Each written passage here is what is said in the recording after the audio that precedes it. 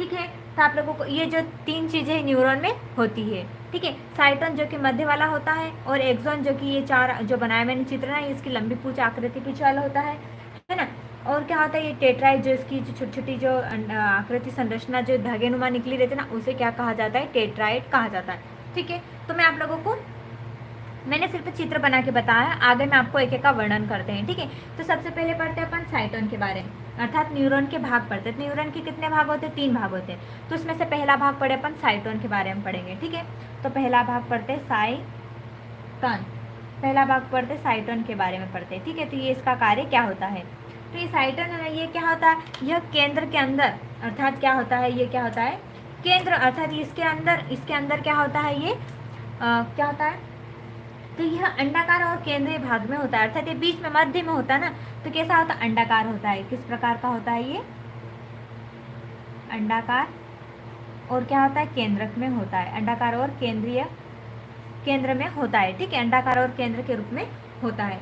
और इसे न्यूरॉन का न्यूक्लियस भी कहा जाता है। इसे क्या कहा जाता है, क्योंकि मध्य में होने के कारण इसे क्या कहा जाता है, इसे न्यूरॉन का न्यूक्लियस भी कहा जाता है, अर्थात न्यूरॉन का केंद्रक भी कहा जाता है। किसका, न्यूरॉन का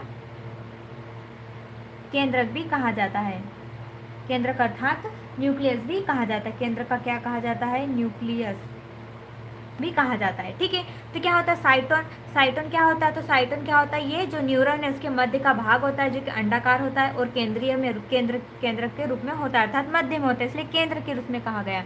और इसे क्या कहा जाता है, इसे न्यूरॉन का केंद्रक भी कहा जाता है, अर्थात क्या कहा जाता है, इसे न्यूरॉन का न्यूक्लियस भी कहा जाता है, ठीक है। तो यहाँ तक आप लोगों को जो न्यूरॉन है वो समझ में आ गया, न्यूरॉन कहाँ होता है। तो ये जो साइटोन कहाँ होता है, तो न्यूरॉन के मध्य में होता है, अंडाकार होता है, और इसे न्यूरॉन का केंद्रक भी कहा जाता है, ठीक है।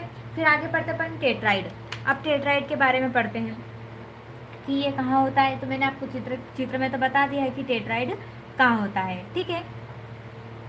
तो जैसे मैंने आपको ये टेट्राइड बताया, ठीक है। तो ये कहाँ होता है, ये जो न्यूरॉन की जो क्या होती है, न्यूरॉन की जो धागेनुमा संरचना होती है जिसकी संख्या 1 से अधिक होती है, अर्थात इनकी संख्या क्या होती है, 1 से अधिक होती है।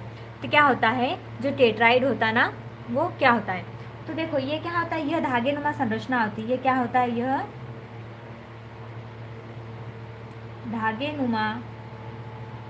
धागेनुमा क्या होती है, एक संरचना होती है।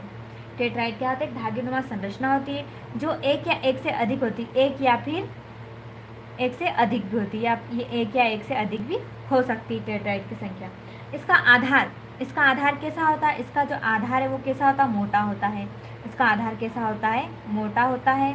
और सीरा कैसी होती है, इसकी सिराएं, अर्थात जो लास्ट वाला जो इसका हिस्सा होता है वो कैसा होता है, पतला होता है। तो देखो जैसे मैंने आपको ये टेट्राइड बताया है, तो इसका जो ये जो जहाँ का ये इसका भाग कैसा होता है, चौड़ा होता है। इसका भाग कैसा होता है, अर्थात मोटा होता है, ठीक है। और जो बाहर की ओर जाती हुई जो इसकी जो सिराएं हैं वो कैसी होती, पतली होती है। तो इसलिए क्या कहा जाता है, इसका जो आधार है वो मोटा होता है और सिराएं क्या होती है, पतली होती है, ठीक है। और ये क्या कार्य, इसका जो कार्य क्या होता है, ये कार्य क्या करता है, तो ये क्या करता है, ये शरीर से प्राप्त संकेतों को साइटोन तक ले जाता है। ये क्या करता है, शरीर से जो भी संकेत होते हैं ना, शरीर के जो भी संकेत होते हैं उसको क्या करता है, ये साइटोन तक पहुंचाता है, ठीक है। ये क्या करता है, साइटोन तक इसे पहुंचाता है। तो क्या होता है, जो टेट्राइड है ना, ये क्या करता है, साइटोन मध्य में होता है। तो टेट्राइड जो भी ये न्यूरॉन जो कोशिका है, ये क्या होती है, शरीर के अंदर होती है, अर्थात मस्तिष्क में होती है।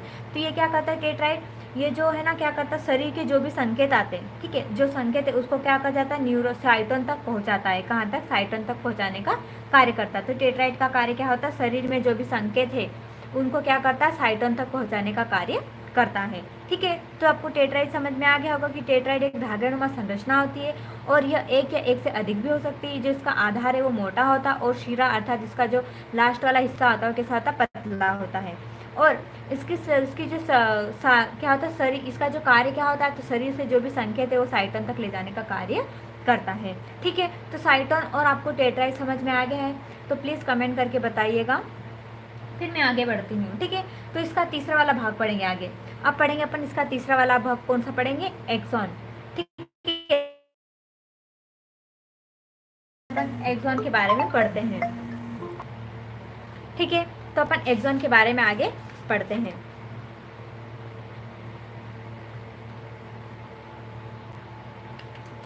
चलो